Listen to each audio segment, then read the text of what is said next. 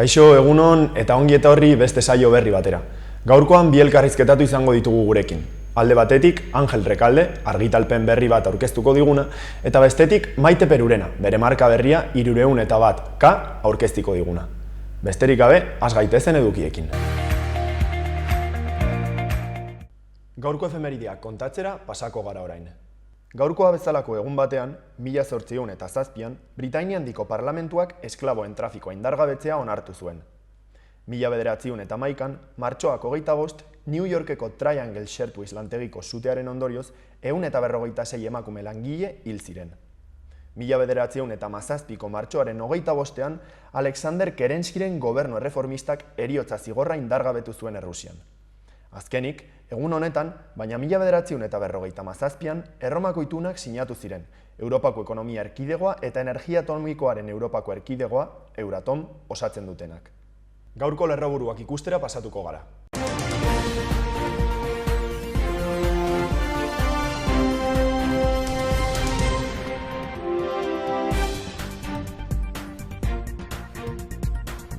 Ehunka 57 koronavirus kasu berri atzeman dira Nafarroan azken egunean, hauetariko 21 milagro herrian erregistratu dira. Nafarroak gaueko mugikortasuna itxiera perimetrala eta edukiera murrizteko neurriak apirilaren 9 arte luzatzea erabaki du. Baina Covidak goranzko joeran jarraitzen badu neurriak zorroztea aztertuko du.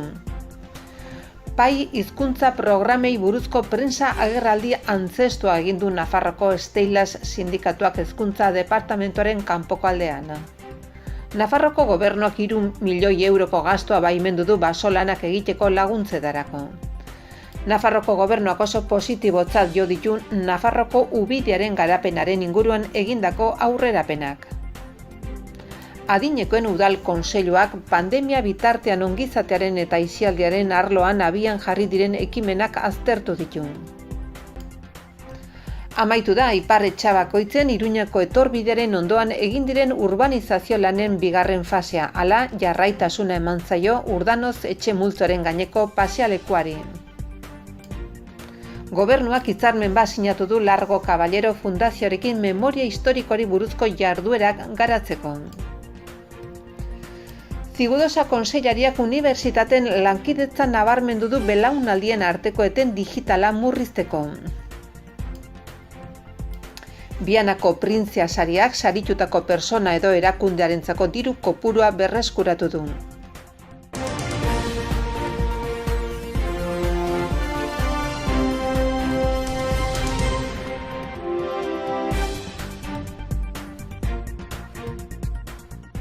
Aste honetako agendaren berri emango dizuegu orain.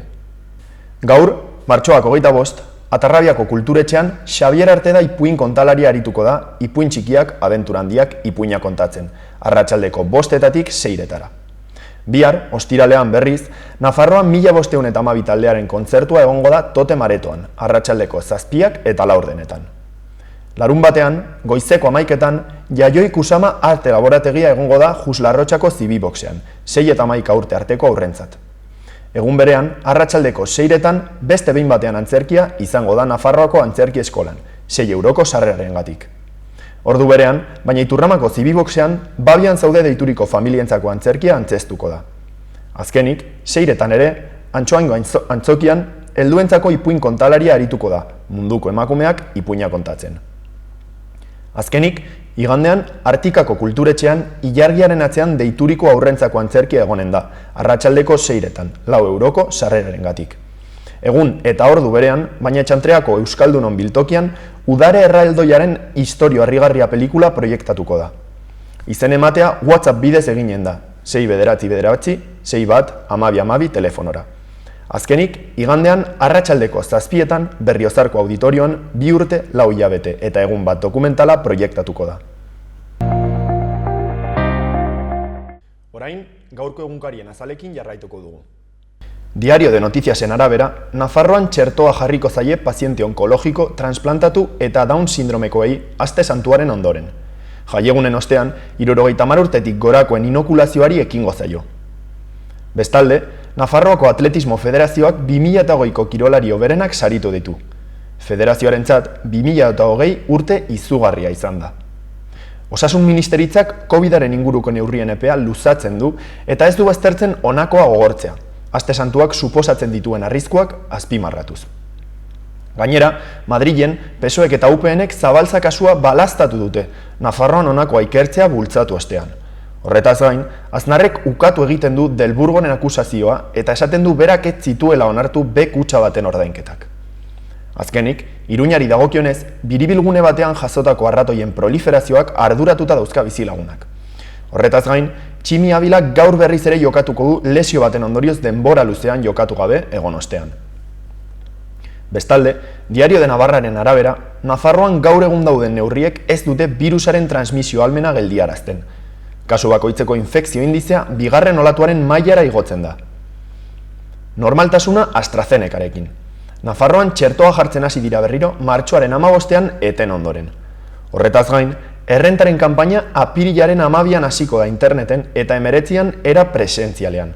16.000 eta 45.000 euro bitarteko errentek 632 euro gehiago ordaintzen dute foru komunitatean. Bestetik, Diario de Navarrak dio murriztapenak mantendu egiten direla eta ez da baztertzen gogortzea. Gehienez ere, 4 pertsona barrenetan, 6 kanpoan eta etxeetan elkar bizitza unitatea bakarrik. Gainera, Osasun Departamentuak oraindik ez du data jarri Angeles Alaba Jimenez, 110 urteko emakume nafarra, txertatzeko. Azkenik, Iruñak arratoien aurkako talka plana onartu du, animali hauen presentzia pandemiarekin erlazionatzen delarik. Garari dagokionez, Azalak esaten du Eudelek biktima batzuk diktatzen dituela eta beste batzuk ez.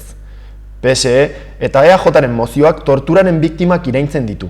Atzo berriro ikusi baitzuten PSOEk, jeltzailei erantzunez, zigorgabetasuna bermatzen duela. Bestetik, neurriek ez dute transmisioari eustea lortzen. Nafarroako Osasun Publikoaren eta Lan Osasunaren Institutuak ohartarazten du prebentzio neurriek ez dutela virusaren transmisio potentziala behar bezala gordetzen. Bestalde, Aznarrek esan du Delburgok esandakoa gezurra dela, eta Rajoyk frogatutakoa ukatzen du. Biek esan zuten, ez zeukatela zerikusirik. Azkenean, Nafarroako Finantza Institutuaren sorrera, EH Bildurekin egindako aurrekontu akordioan jasoa, gobernuak onartu zuen, ekonomia eta ogasun sailburuak iragarri zuenez. Bestalde, Berria egunkariak azalean esaten du Kongresuak ez duela neurririk hartuko zabaltza auzia argitzeko.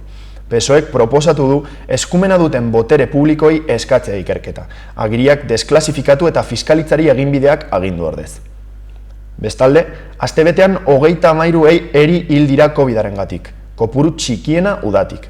Heriotza kopurua beheranzko joeran da Hego Euskal Herrian, baina transmisioa handitzen ari dela ohartarazi dute agintariek. Gainera, Egiari Zor Fundazioak tratu txarren ondorioz hildako 14 biktima oroitu ditu Donostian. Egia jakiteko eskubidearen nazioarteko egunean. Horretaz gain, Berriak dio talde feministek berdintasun lege berriaren zehaztapen gehiago egiteko eskatu dutela. Zenbait erakundetako ordezkariek agerraldia egin dutelarik Euskar Legebiltzarrean. Azkenik, Israelen Netanyahu irabazle izan da, baina aritmetika zailarekin. Bukatzeko, Euskal Herria Irratiak dio 157 kasu erregistratu direla Nafarroan, baina positibo tasa 105-etik jaitsi da. Baieztatutako kasu guztietatik 21 milagron erregistratu zituzten atzo, eta herri hori itxita egongo da gauerditik aurrera. Bestalde, aurrekontuak onartzeko aurre akordioa egin duten Navarra Sumak eta PSNek burlatan. Alderdiek azaldu dutenez, inbertsioetan eta gastu arruntaren kontrolean oinarritutako akordioa sinatu dute. Azkenik, Nafarroak apirilaren 9 arte luzatu ditu murrizketak. Ostiraletik aurrera, esparru pribatuko topaketak bizikidetza unitatera mugatuko dira. 4 pertsona bildu ahalko dira espazio publiko itxietan eta 6 kanpoan.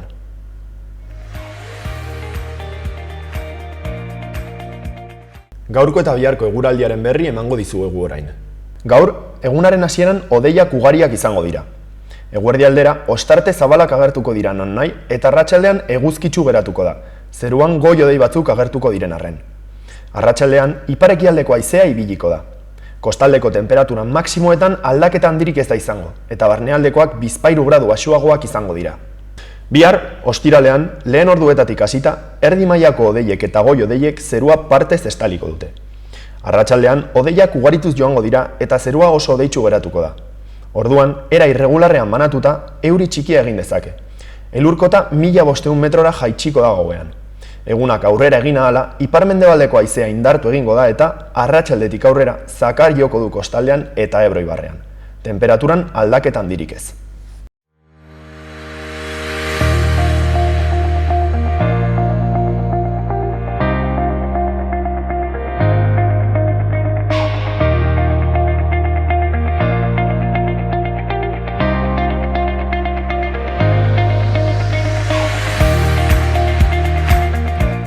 Kaixo, egunon gaurkoan Maite Perurena daukagu gurekin. Eta gurekin egotearen zergatia 301 marka aurkeztu behar digula da. Kaixo Maite, zer moduz zaude?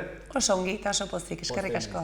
Bueno, lehen galdetu nahizuna da, kontatzea zer den 301 marka, noiz, nola eta zergatik sortu zen? Galdera asko batera, bai, eta oso ongi, Begira, 301 marka, duela urte terdi nere buruan sortu zen ideia baten ondorioa da. Marka bat da, nire izenean erregistratu dudan marka bat da, baina nire proiektua ongi definitzeko beste hitz batzuk erabiliko nituzke direla, aitaren harriak eta amaren hariak. Buruz galdetu behar nizun. Bai, hori da nire proiektua berez, nik bizitza osoan harriak jasotzen ikusi ditut etxean, eta harri horiei jasotzeko txaleko bat jantzi behar du kirolariak gorputza babesteko. Orduan nire ama, inguruko jende laguntzen saiatu den guztiak, sorti dituzte txaleko zoragarri hauek. Txalekoak ezin dira denda batera joan eta erosi gure kirolak gutxik praktikatzen duten kirol bat da, harri jasotzea. Orduan bazen emakume bat deban arginaren emaztea egiten zituen eta bat eta beste, baina zaila zen txaleko bat lortzea. Orduan, nik hori ikusita eta ikusita harri jasotzaileen harriak, bere oinarria hariak direla, euskeraz baina itzioko zoragarria da, esan nik proiektu hau aurrera eramango dut, nik ere harri jasotzailez jantzin jai dudalako. Bai. Eta, konfinamenduan hasi zinen honekin ez da? Bai. Nola izan zen konfinamenduan zure negozio propioarekin hastea? Normalean zaila baldin bada, ez dut imaginatu nahi ez da, konfinamenduan are zailagoa izango dela, bai. Oso zaila da, hori da esan duzuna, hasi berri eza. Ez dakizu ongi nondin orakoan berri. Baina bai, aitortu behar dut, niretzako konfinamentue nire proiektukiko estrategia guztia aldatuzun. Nik ez nun espero sekula neronek josiko nitunik txalekook. Eta neone hasi nintzen, konfinamentugatik, ezin nitun, etxen nitun, oialak, telak, jostunari eraman. Beraz esan nun, zerbait egin behar dut, materiala hemen dauket, probatu beharra ditut. Ez dakit ditudan materialak funtzionatuko duten harri jasotzerako, orduan, auzoko tereren makina eskatu nire amarena konpontzen zegoelako, eta josten hasi nintzen, bai. Eta zenolako prestaketa edo izan zenuen negozionekin jarri baino lehen? Suposatze dute formatu egin zinela, informazioa bilatu zenuela, ez? Lehenengo aldia da zure negozioa propio daukazula edo? Bai, ni beste sektore batetik nator, ni entitate finantziero baten inun lan 12 urtez, eta... Sekulako aldaketa orduan. Keragarria. Eta duela 7 urte, aukera suertatu zen, niretzako aukera bat izan zen, berregiturak eta bat egon zen gure lantokian, eta ereak zirelatan, nik esan nuen hauxe da nire aukera, eta lan utzi nun. Duela 7 urte. Bitarte hortan, nola sekula ez duten nire bururik galetu eta hunditan zer izan nahi dut. Gauze diferentek probatu ditut, turismo aldetik ere ibili naiz, etxean Peruarri museoa daukagu, bestalde Bilbon ere lanean aritu naiz angularen kanpainan angulak saltzen, gauze ezberdinak egin ditut, baino azkenen, amare izan naiz bitartean oso proiektu potentean eretzako, duela 3 urte Maite nahi aio zen, eta egia esan gauza guzti hauek nire ikuspuntua gauzekiko aldatu egin dute, eta orain ikusi ditut, txalekoetan daudela nire amaren hariak. Etxean egon diren emakume horien, lan egin duten emakume horien hariak, orduan, harriak eta hariak eta txalekoa eta nik ere jantzi nahi dutekin arrankatu nuen. Oso berezia dau zuretzat, ez? Oso zurea eta zure... Horregatik errespontsabilitatea handiko proiektu da niretzat. Noski, hori ere, familiak ze uste du ze iritzi hauka honi buruz pozik dago? Oso pozik. Asko laundu ditea, hasteko nire senarra harri jasotzen ibilitakoa da. dudarik gabe nire aita, nire anaia, ama, bueno, nire amantzako adibidez izan du da bere ariak, hau metafora modura ere esan dezaket, nire ama ofizialki ez da Jostuna, baina nire ama da Amona, nire amaren ama Jostuna zen eta gainera zen erakustuna, Amona Petrita Goñi. Baina nire ama da habilidade mugagabeak dituen emakume bat. Gai da txaleko bat josteko, gai da 5 iloba zaintzeko, gai da harategian laguntzeko, baina emakume horrek ez dauka profesio ofizialik. Gure aitak bere kirolbidea egin du profesionalki eta gure ama ordea etxean egon da. Hori dira aitaren harriak eta amaren hariak. Horregatik.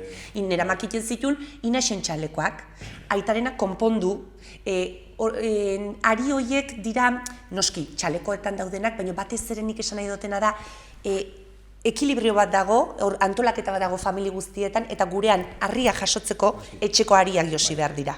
Hortik, garrantzitsue. Bai, dudik gabe. Eta Maite, zenolako harrera izan du proiektu honek? Oso ona, oso ona.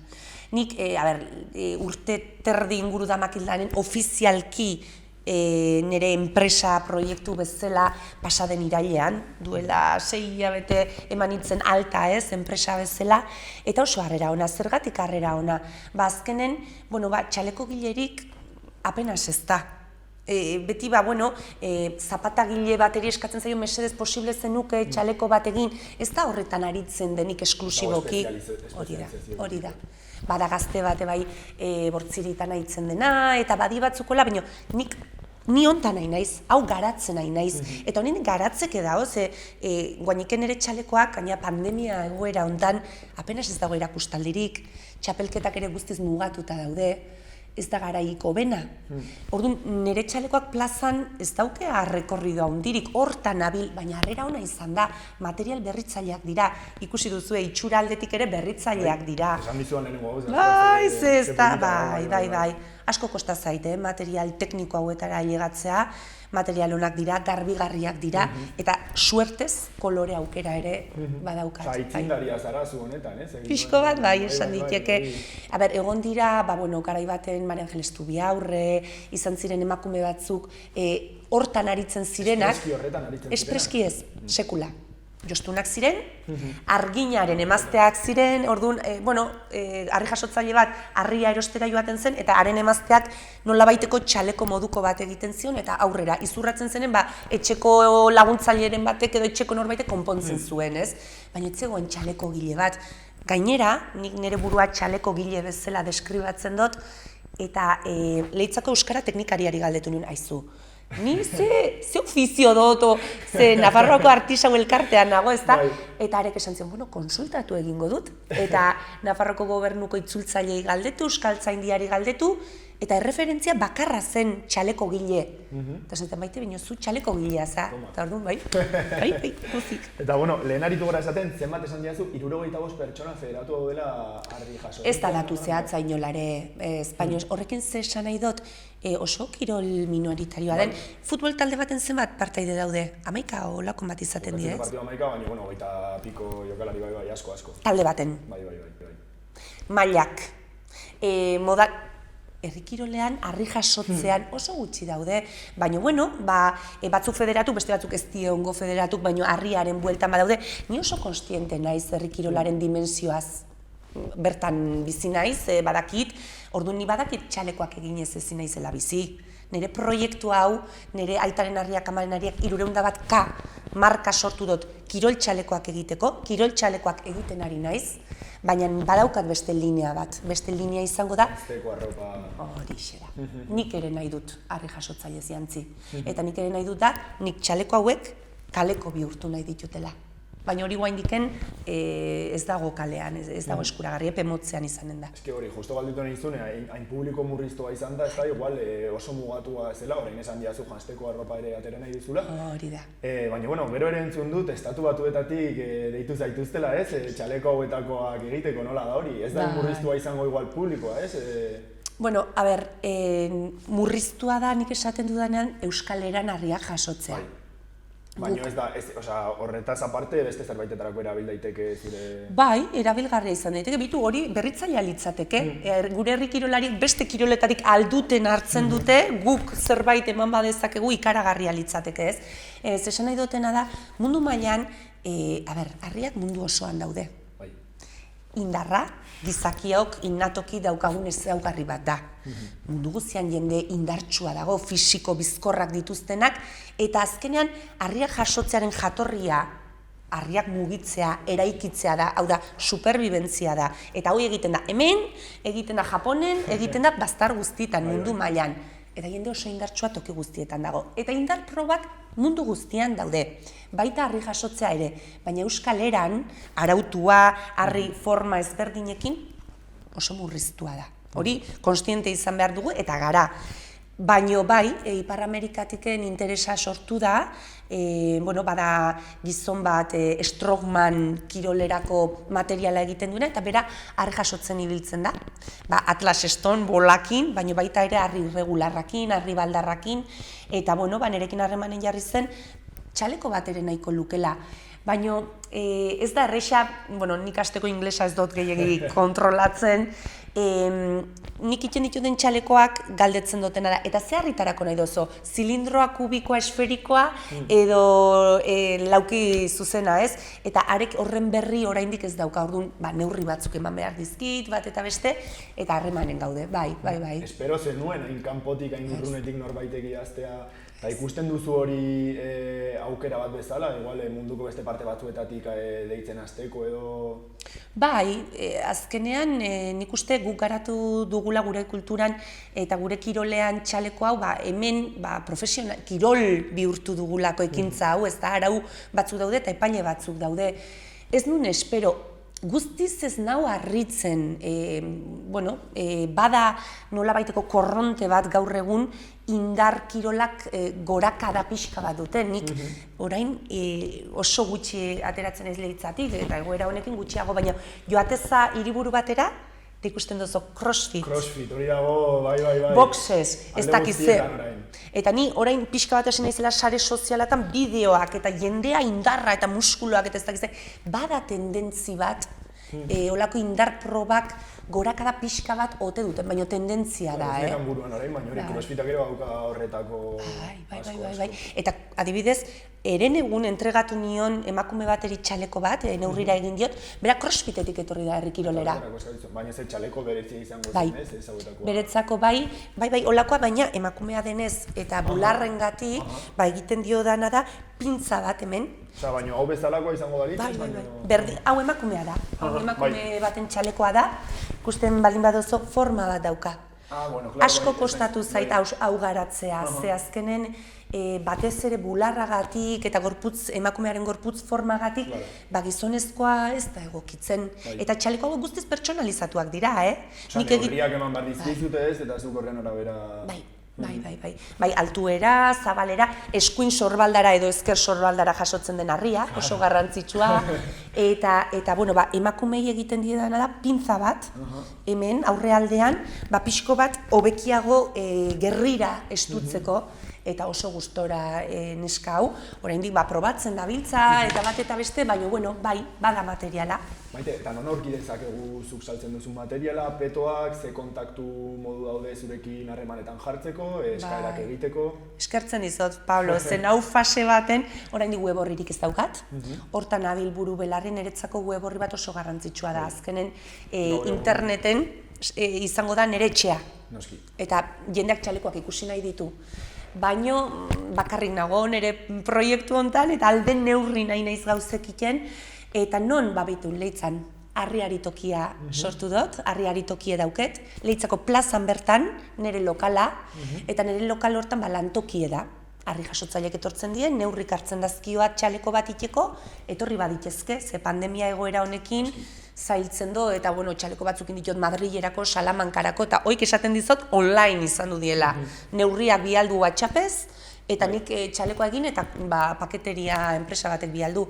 Baino harriari tokin eskaparatea dauket, nire espazioa da, salmenta puntu bat da, bertan erosi ditezke txalekoak neurrira egindakoak jaso, kamiseta batzuk ere baditot momentuz, etorkizunean kaleko txalekoak edukiko ditot, eta hemendik gutxira web orria izango dut. Perfecto. Esan berri didazu, Maite, bakarrik zaudela negozio horretan, eta gainera ama izan da, nolakoa sekulako abentura, ez? Negozio berri bat hastea ama izan da, zuk bakarrik negozioarekin aritzen. Bai, ez da erresa.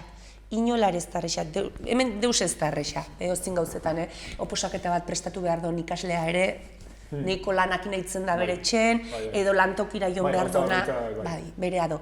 Ze pasatzen da ume batekin? Azkenen, nire beste proiektu bat da, nire proiektu garrantzitsuna da, eta zaudenen bi gauzekin, ez da erresa, etorri baino lehen gaur bertan zuen gena etortzeko, abitu naiz, alabaren silatxo atzean daukat, senarrari utzi beharko diot, eta buelta atzera, baina nik uste golako gauzet denari pasatzen zaizkiula, ez? Bai, baina politia da, nire alabak iten dutenen txaleko bakoitza, amatxo, txalekoa probatu nahi dut. Berari egin darko diozu indiot, txaleko txiki bat, urte betetzea zun joan den asten, 3 urte bete ditu, eta indiot txaleko bat bere kolore roxa, indiot. Bai. Eta Maite, bukatzeko ez dakit mezuren bat eman nahi baduzun, orokorrean, edo zerbait gehiago kontatu, igual... Ni oso eskertuen hau, interesagatik, asko eskertzen dizuet Txaloa Telebista, eta edozen komunikabide niretzako difusio oso garrantzitsue da. Orain gainera hasi berri zarela gutxiko nabera. Bai, asko eskertzen dut, eta, pixkeka forma profesionalagoa eman diot nire proiekturi, buru belarria inaizontan, egitan esaten dizuet, nire dedikazioa totala dela, gauz batzutan asmatuko dut, beste batzutan ez, hau denen pasatzen dela iruditzen zait, eta ilusio betez kaleko txalekoakin urrengoan berriz bueltan etortzeko. Eta ja bukatzeko, zure sare sozialak aipatu nahi badituzu, jendeak igual jakiteko... Osongi, bai, ni Facebooken eta Instagramen nau, ni @301k eta 301 kilo naiz, azkenen K hori kilo da, hemen eta edozein tokitan ulertzen dena, eta orduan hortxe izanen naiz nire txalekoak ikusteko, ze asko esate ditu, web horren ez dut deus ikusten, web hori estatiko bat besterik ez dauket, baina sare sozialetan nau. Maite, bukatzeko jora benetan, ahaztu zait galdetzea izenari buruz. Atzo nik irakurri nien nik ja badakit, baina ikusle jakin dezaten zeba den izen hori, konta iezea gozu. Interesantea da, 301k. 301 zergatik, begira, niretzako 300 kiloko zifra oso simbolikoa da. Ni norbaitek ezagutzen haunen da, Maite Perurena Leitzakoa. Eta bai, Zubitur nire bigarren abizenaz ez dira gogoratzen, eta Maite Perurena Leitzakoa, orduan Iñakiren alaba ote zara, eta bai, eta zenbateko harria da jaso duen handiena, beti izaten da galdera hori handiena. Niretzako zifra simbolikoa 300 kilo izan zen, kirolarientzako garai baten etzen posible gizaki batek 300 kilo sorbaldara jasotzea. Eta lehenengoa horretan gure aita izan zen, Iñaki, bai. Eta 300 kilo jaso zituen, eta muga gainditu zuen. Eta nola gainditu zuen muga? Kiloka. Orduan niretzako kilo hori bat, 0 hutsa da. Bat dena da pauso bat, da zentimetro bat, da txaleko bat, da puntada bat, edo zen bizi zuretzako da programa bat gehiago, egun bat gehiago batzuentzako desgraziz edo beste batzuntzat ordu bat gutxigo. Bat hori da dena, eta niretzako 300 bat horrek gainditzea, superazioa. Sekulako esan nahi dauka zuretzako. Pixua hundie dauken simbolo bada. Oso polita da esan nahi, irakurri nuenean ez nuen ideiarik eta... Eta K kilo da. Ulertzen dozu zuk, eta ulertzen da unibertsala da. Orduan, hoxe nahi izatea unibertsala. Lokala, baina unibertsala. Hori da. Maite, mila esker zure morarengatik, plazer bat izan da, bai? Ikusle, jasan dituzu sare sozialak zeintzu diren, eta gero Leitzako plazan ere den daukazu, nola deitzen da, berriz errepitzen? Arriari toki. Hori da, guztia dakite gure ikusleok, eta espero ezagun negozio hau super ondo joatea, eta munduko zorte guztia opa dizugu, Maite. Eskerrik asko benetan. Mila esker, plazer bat izan da. Osongi.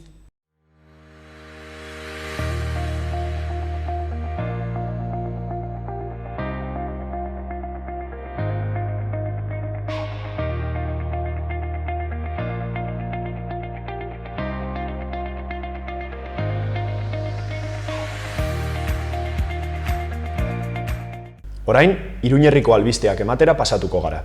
Uharten, Ugaztek, martxoak 8 emakumearen egureneran ira, gazteei galdeketa bat egin die zaintza lanen inguruan. Emaitza bezala, zaintza lanak orokorrean emakumeen ardurapean daudela atera delarik.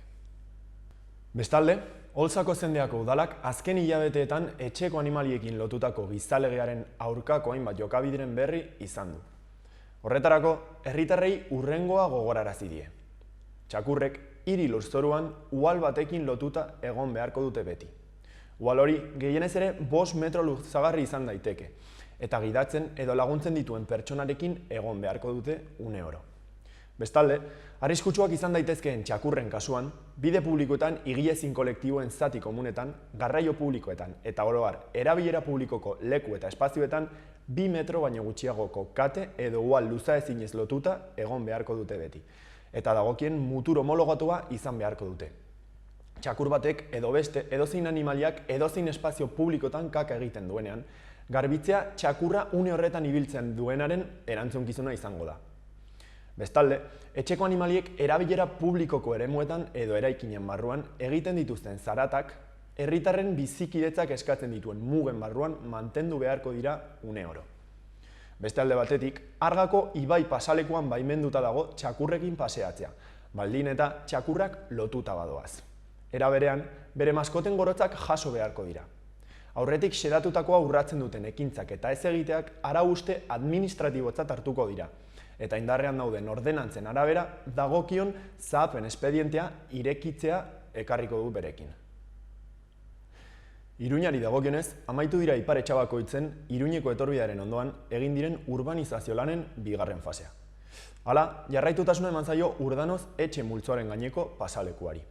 Bestalde, hirigintza gerentziak etxebizitza libreak eta babesekoak, aparkaleku bat eta erabilera publikorako irekiko diren eremu libreak hartuko dituen espazio baten obrak bisitatu egin ditu. Horren harira, hirigintza batzordeko eta gerentziako kideek, Enrique Maia Iruñeko alkatea buru zutelarik, bisita egin dute gaur goizean, Ipar Etxabakoitzen Iruñeko etorbidearen ondoan egiten ari diren urbanizazio lanetara. 2. fasea amaitu berri baitute. Bestalde, adinekoen udal kontseiluak pandemia bitartean ongizatearen eta aisialdiaren arloan abian jarri diren ekimenak aztertu egin ditu. Organo horrek gaur goizean egin du COVID-a iritsi osteko lehen bilera. Adinekoen udal kontseiluak gaur goizean egin du agintaldiko 2. bilera eta pandemia hasi osteko lehena. Eta, hain zuzen ere, aldi horretan abiatu diren herritarren sektore horri zuzendutako jarduera eta proposamenak aztertzeko balio izan du. Bestalde, Maria Caballero gizarte zerbitzuetako, komunitateekintzako eta kiroleko zinegotzi ordezkariak zuzendutako saioan, adinekoei zuzendutako Iruñeko udaleko komunitateekintzako programen helburuak ere aurkeztu egin dira.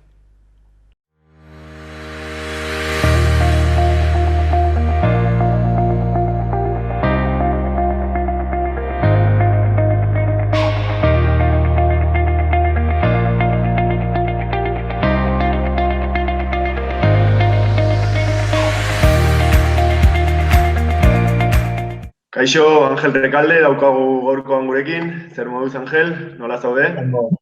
Ondo. Posten naiz, mila esker zure denboragatik. Zera, elkarrizketaren zergatia, bihar, martxoak 26 ostirala, Navarralde elkarteak liburu bat aurkezten duela, argitalpen bat aurkezten duela da, ez da? Zuzenbide Piriniarra etorkizuneko kultura.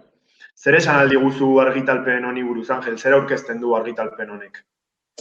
Igual, lehendabizik kokatzeko ulertu behar da, gai honi buruz, daramagula urte batzuk lanean, egin genitun, bi jardunaldi, lehendabizi bat agurainen, eta horren dela 2 urte egin genuen bat Azpeitian. Eta Azpeitian gogoeta honekin horra esaten duena, ez da zuzenbide Pirinearra zehazki, baizik eta horren inguruan dagoen kultura, herri bezala daukagun kultura, eta hortik sistema juridiko hau sortu zela, ez? Eta pensatu genuen, bere garaian hori sortu zen, gaur egun badaukagu oraindik kultura hori, oraindik daude baldintzak olako gauza sortzeko, eta hori zen gogoeta. Gaur egun dagoen sistema juridikoa gehien bat da, esaten dena, zuzenbide erromatarra, derecho romano esaten dena, ez? Baina euskaldunak izan dugu propioa, hau, hain zuzen, Pirinearra, ez? Eta gaur egun, gelditzen da zer, eta batez ere, gelditzen da hori sortu zuen kultura politikoak, gure herriaren kultura. hori izan zen gutxi gora bera gogoeta hau, eta bueno, honen emaitza da liburu. Horregatik, bueno, aurkeztea, ondorioak eta ponentziak eta hori etorria, hori da ideia. Bai, Angel, zu Navarralde elkartearen parte zara, ez? Argitalpen hau Navarralde elkarteak egiten du. Zer da Navarralde? Nola sortu zen, zergatik, zertarako? Bere garaian, utxune bat ikusi genuen gure herrian, gure herriaren historia, galduta zegoela, desitxuratuta, erabat akulturizatuta, galduta geneukan, eta sortu zen, olako gogoetak eta olako gaiak jorratzeko asmotan. Guk, gaur egun daukagu, hainbat erreferente, Euskal Herria, beste batzuk, Nafarroa, Navarra Forali Espainola, eta bat, baina, gure ikuspuntotik garbi geneukan, hemen herri bat izan dela historia, eta Eduard Saidek esaten duen bezala, historiak ematen dio herri bati nortasuna eta identitatea, eta guk historia hori galduta geneukala. Eta historian, egon da, Baskonia, gero Nafarroa, gaur egun esaten dugu Euskal Herria, azken finean herri bera, baina historikoki Nafarroa izan da. Hemen kokatu izan da Nafarroko erresuma. Politikoki Nafarroa izan geha. Gero bai, Euskaldunak kulturaldetik, Euskaldunak, Euskal Herria, Baskoak nahi dugun moduan. Baina politikoki gure estadua izan da Nafarroa. Eta gure historia Nafarroa izan da. Horregatik Navarralde. Guazen hori berreskuratzea. Eta sortu zen hasieran hasi ziren hitzaldi batzukin, mai inguruak, gogoetak eta bat, eta momentu baten pentsatu genuen, zerakunde minimo bat sortu behar, eta horregatik sortu zen Navarralde taldea. Gaur egun hori ardatz izan daiteke, baina gu jorratzen dugu bestelako gaiak. Azken finean gure kultura, identitatea, ondarea, azken finean herria egiten gaitun guzti hori. Zeratik gara herri bat? Herri baten partaideak sentitzen garelako. Zergatik? Hizkuntza bera dugulako, historia bat izan dugu, lurralde bat izan dugu, hori da. Eta gaur egun gure gizartean, hori normalean, beste herrietan, Europan eta hori, estaduek egiten dute. Baina guk ez daukagu estadurik. Orduan, guk jorratu behar dugu, eta horregatik geha, ekimen zibila, gure herrian sortutako olako ekimen xumea, oinarrizkoa, zibila, kulturala, azken finean gure kultura euskara bezala ez da politizatu behar, nahiko politizatuta dagoelako, baina guk ez daukagu olako asmo partidista. Gu ez geha, ez partido honetakoa, ez besteena. Gu geha, herri baten, produkto herrikoia, kulturala, eta hortan gabiltza. Ordezkaritza, estatuaren ordezkaritza lanetan ari zarete, ez da, bai. Gustatuko litzaiguke. Herri bezala behar dugu proiekzio bat, etorkizunerako. Eta, estatu batek ez badizu egiten, zuk egin behar duzu, hori da. Eta, zera esan behar nizun, zeren bidez egiten duzu ez ulera nahi? Argitalpenen bidez, argitagarbi, ikerketaren bidez, edo zein da zuen lanaren oinarria? Oroar, gu dauzkagu bazkide multzo bat, hor idazleak, historialariak, pensalariak, pixkat euskararen munduko jende asko ere bai, oinarrizko jendea, guk egiten dugu, adibidez orain dela hilabete batzuk egin ditugu tuteran, olako ekimen bat, jardunaldia eta hortik liburu bat, Lugares de Memoria de Tudela y la Ribera, baina gauza bera egin genuen Donapaleon, Nafarroa berean, aurreko urtean, olako gogoeta bat, eta baita ere, olako jardunaldia. Berriz Gipuzkoan, atzo bertan izan genuen Gipuzkoan, beste hitzaldi baten, edo zein tokitan, gure herriko tokietan, baina, garbi izan da, gure referentzia historikoa Nafarroko estadua izan dela, eta populazioa eta herria, gaur egun bat, oroar esaten duguna, Euskal Herria. Hori da. Zer egiten dugun, bildu gure referenteak, landu, gogoetak egin, zabaidatu, eta zabaldu, divulgatu, batez ere hori. Gaur egun, bai hezkuntzan eta bai beste alorretan, ez dago materialik. Gu lan asko egiten dugu irakasleekin eta ikastoleekin eta hori. Eta esaten digute, gure kurrikuloan da ofiziala, kurrikulum ofiziala. Hortik aparte ez dago materialik. Gu kurso online ikastaroak egiten ditugu, liburuak, aldizkariak, saiatzen gara mapak, Dena behar da, esan duguna. Guk ez badugu egiten, inor ez du egiten. Eta zera, harrera ona dauka zuen lanak, jendeak interesa jartzen duta, edo... Herriaren aldetik bai. Gu edozein tokitan daukagu sustatzaile, laguntzaile, gure herriak demanda egiten du. Garbi da, demanda bat badagola.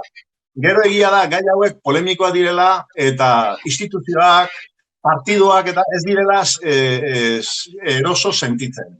Oztoporik jartzen dizuet, edo...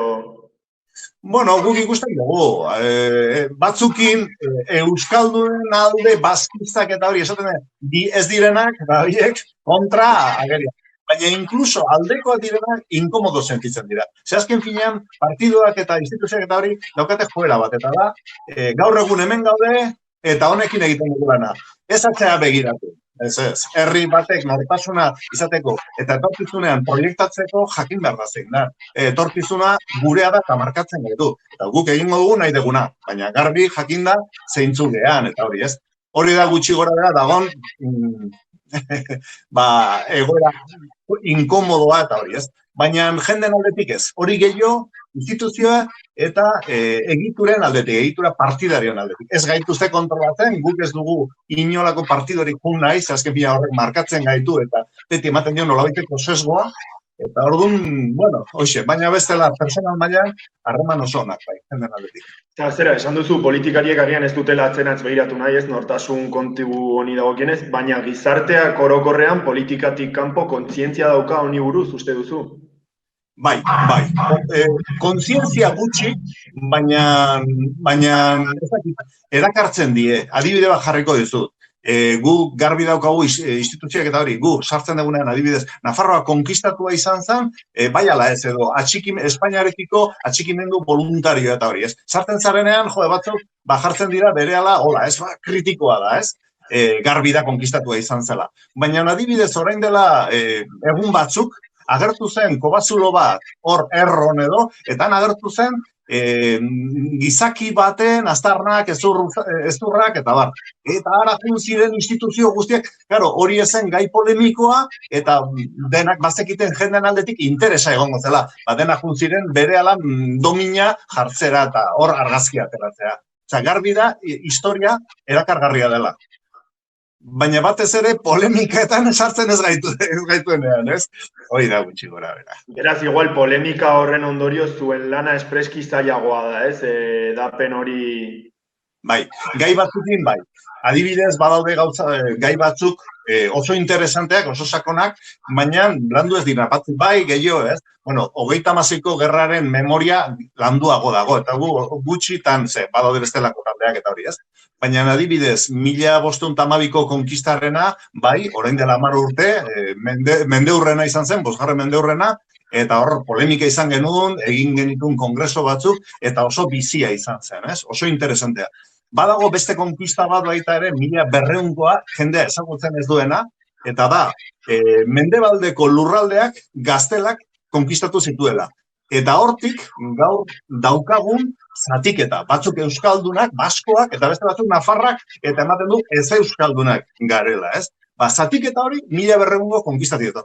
Eta jendea ez daki, orduan, jendeari kokatzeko, hortik ez dugu bestelako ondori horik ateratzeko, baina esan, hori izan zen gerra baten emaitza, gerra baten ondoria. Jakin behar dugu, sekulan ez gera izan bi herri desberdin, zatitu gaituzte, gaur egon, garo, 800 urte, ja bereiztuta, inerziak eragiten du, ez? Gizartea sortzen du, instituzioak, gizarte berria, eta, bere bide desberdinak, ez? Baina, hasieran jatorri, herri bera, eta zatiketa bortitza izan. Debate hori ez dago hain garbi. Zuek egiten duzuena da ez, jendeari ulertarazi gaur egun gertatzen dena zergatik gertatu den, ez da? Harritu egiten nau, benetan gai zaharrak jorratzen ditu ez, hola duera denbora asko-askokoak, interesgarria da bai.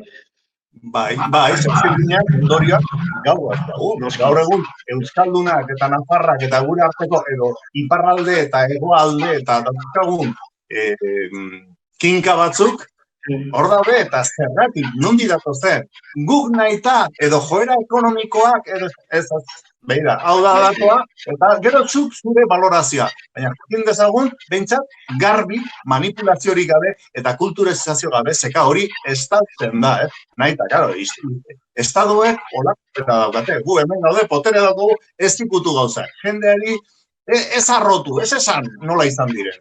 Bueno, hoxe, guk arrotzen ditugu. Oso genezuek esateko justu, bai.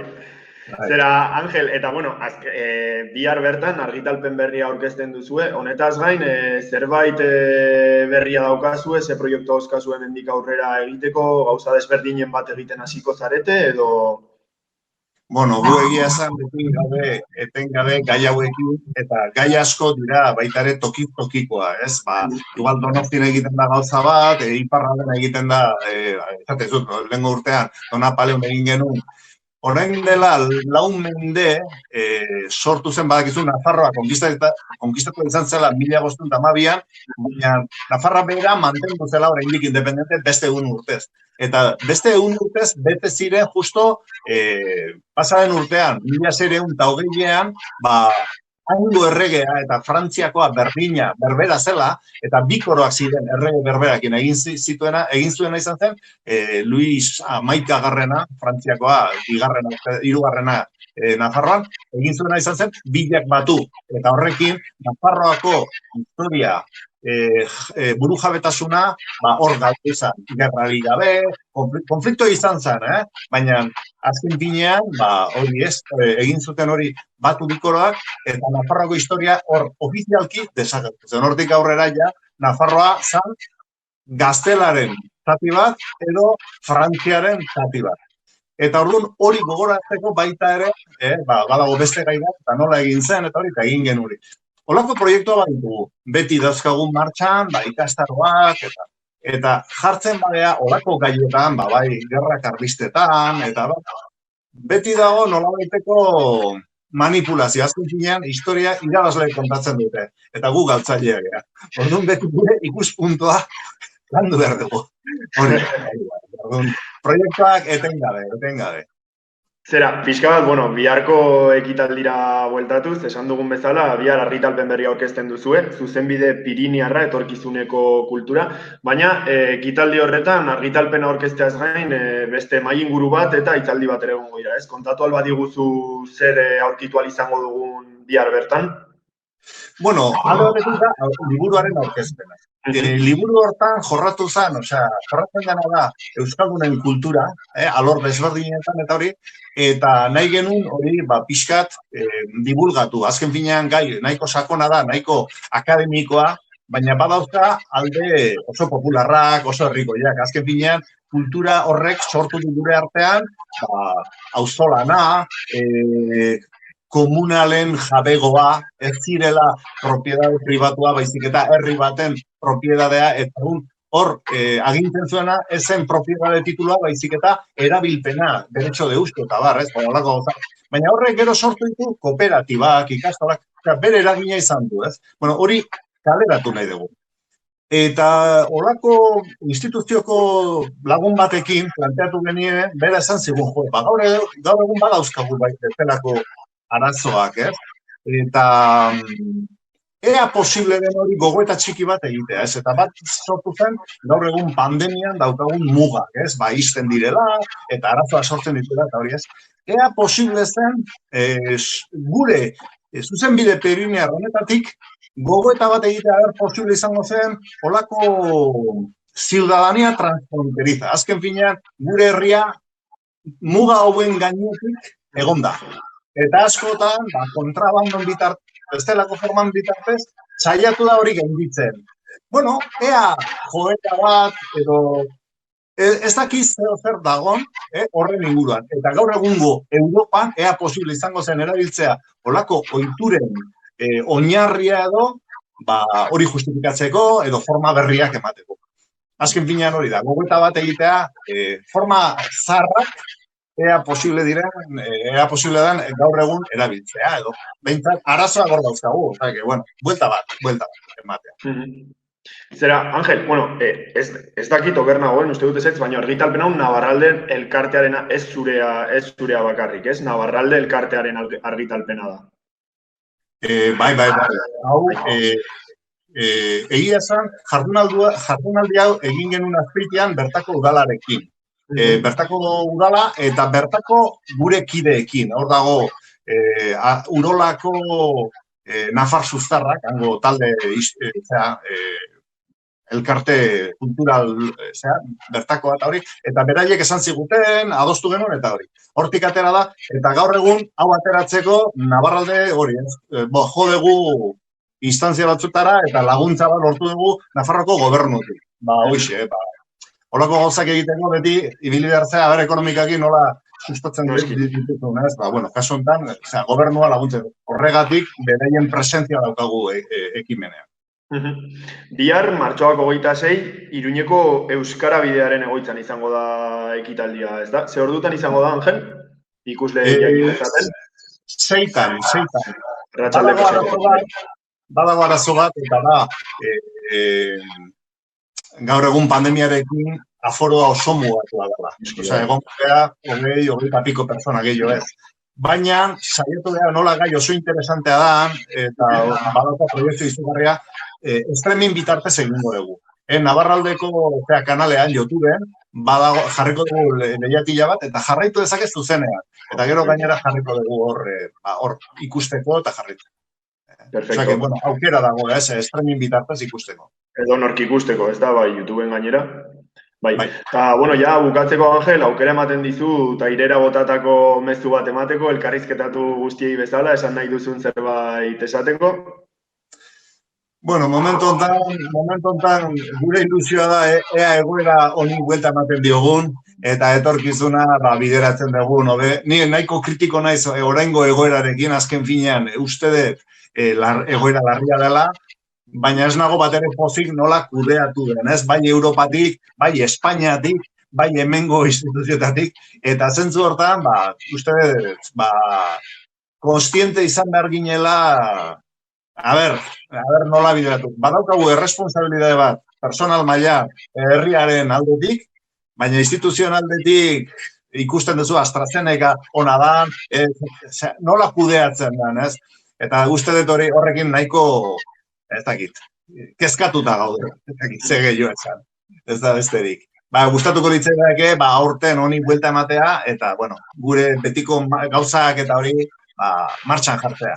Mundu guztia gozu bezala, hau pasatzeko gogoizu harriekin, ea goiz pasatzen den, albez nahi laster gutxienez, bai. Ados, hoxe da.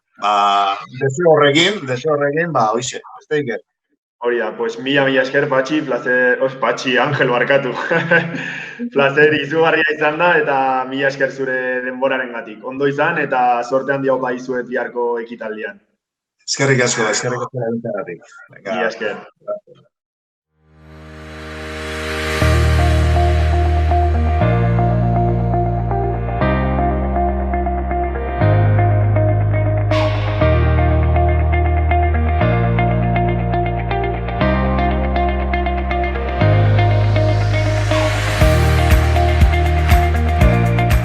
Hau izan da guztia gaurkoz. Mila esker oregoteagatik eta bihar ikusiko gara berriz. Gobierno de Navarra. Nafarroako gobernua.